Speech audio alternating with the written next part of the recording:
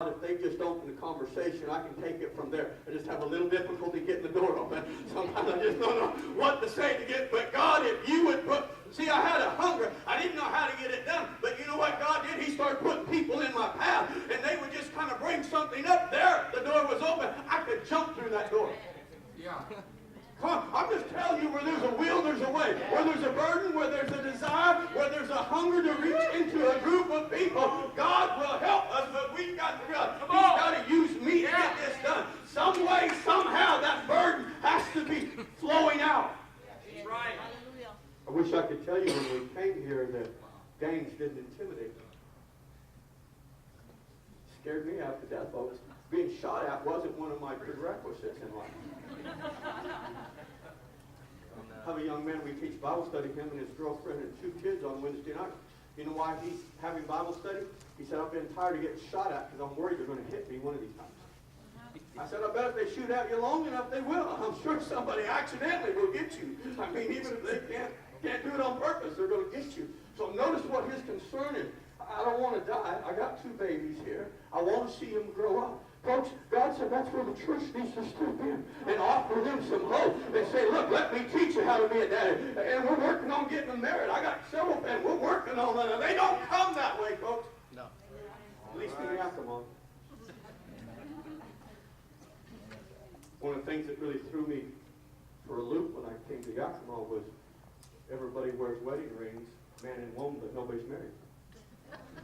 Right. And they walk in with wedding rings. Thank God we got a married family. There is a God in heaven and things are looking up.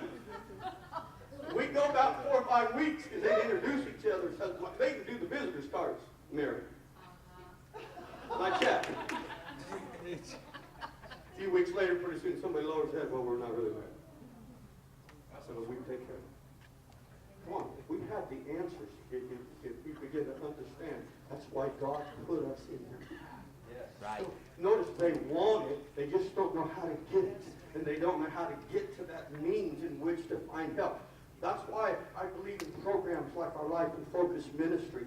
God just put me in front of people. Just give me a chance to talk to people. Just open doors of ministry in every hour, every menu, and every venue we can get ourselves into. Folks, if the church ought to be everywhere, it ought to be everywhere. In every dimension of society, we've got to have a representation of the church there. Why do you think he said, you're the light of the world and the salt of the earth? It isn't just to look Pentecostal. It isn't just to look good. It's that my little light would shine into somebody's life and say, I want what you got. Right. Right. Because somewhere there has to come that burden of witnessing everywhere you go. Folks, I promise you I'll run a lot of people off. I'll witness a lot of places. I prayed with them under sawmills. When I worked in sawmills. You're looking at a guy that does not believe there's a difference between church and state. You're looking at a guy that does not believe you cannot witness on your job. You're kidding me. I can't tell him that. Come on, I'm here for a reason. God put me in this place. I'm not here accidentally. God purposely put me here. There's somebody I'm going to reach. No, I know I need a job. I know I need finance. But God, you're in the people business. Yes. We erase people. We don't have a church, folks. We're in the people business. That's why we have to realize, God, everything about my life is reaching people. Amen. Yes. For sure. Why do we shop at certain grocery stores? So we get to know checkout people. Come on. To witness. To be a light. Come on, you got to put it in your mindset. God, I am a soul winner. Amen. Come on, and realizing that everywhere I go, God is looking for you and I to be the light and the salt, the tool, the avenue in which He can reach into somebody's life. And when you and I can understand that in prayer, burdens don't just come.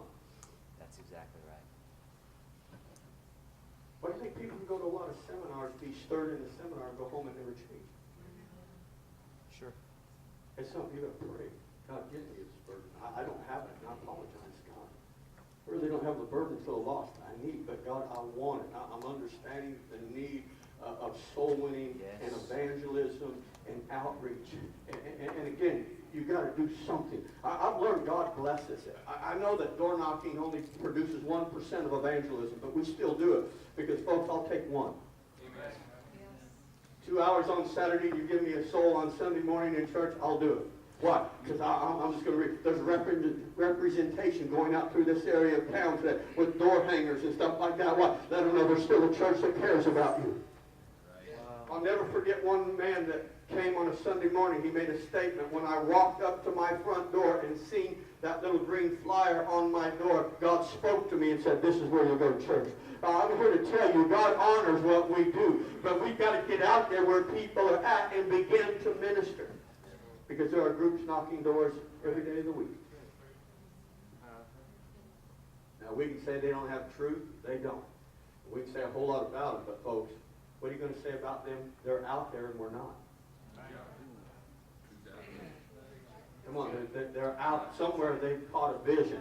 Somewhere they realize the only way we can grow this thing and reach the people is continually going. You know why people go to those movements? Because, you know, they tell them 100 times, no, I don't want to get out of here, no, and they slam the door in their face. But then they just lost Aunt Susie. Or they lost their mother to cancer. Knock, knock, knock. Door comes open. What do they think? You know, nobody else has come. Right. Nobody else cares. Right.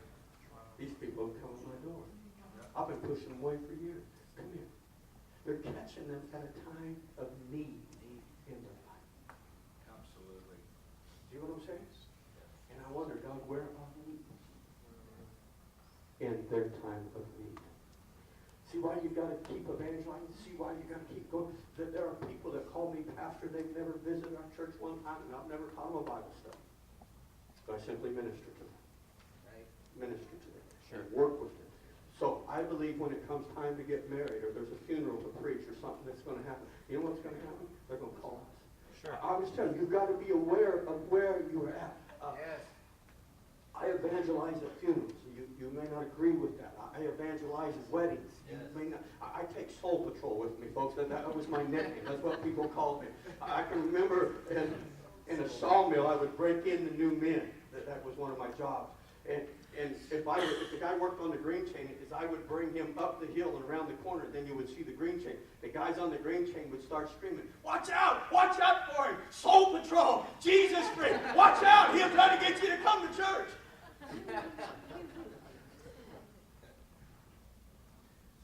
That's what I do. That's what I do.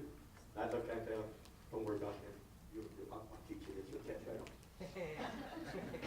But I knew he'd be nervous because it's his first day. I just started working with him. God allowed us to reach 5 families in that meal. Some I never reached. Witnessed to a lot of, watched tears flow down their face. But folks, it's not my job to save them. My job is to minister everywhere I go and be aware of evangelism. And again, do not pay attention to who you're talking to as far as what they look like. Or they may not want it, from the wealthiest to the poorest. You're judging the soil. Don't judge the soil. Every man's heart is empty without God. Come on, every man's longing, every woman's longing. There's something to fill that void. And when you and I refuse to talk to them because of status, I have overcome all that, folks. I've dealt with it all, believe me. Intimidation, those kind of people. But God is helping me because I feel the burden